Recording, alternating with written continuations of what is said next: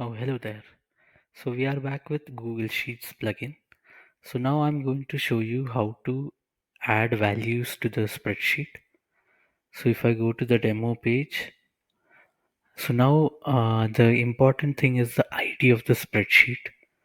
So if you create a new spreadsheet, you will get the ID of the spreadsheet. You can copy that. Now I don't have that ID, so I'll take that ID from my Google Sheet account.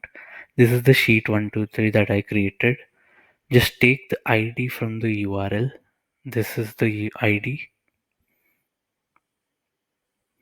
Then copy it and go to the demo page.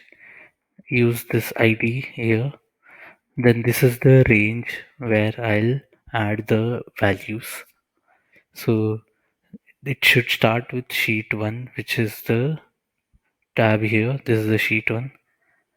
Then you have to give the exclamation mark, and after that you have to give the range of the rows. So A1 is this is the A1. So I have given that. So that's the starting range. Ending range, if you don't want to specify that, you can leave that, because as per the data it will arrange it according to the end range. And this is the input where you have to specify how you are arranging the data. Is it through rows or through columns? So in order to understand that, we'll go to the data. So here there is a array which has two arrays, and this is the two arrays. So I've given rows.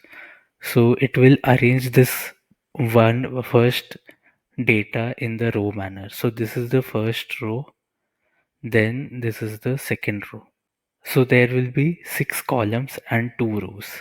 So if I click on append rows, so it added the values in my sheet. So if I go to the sheet, you can see there are 6 columns and 2 rows.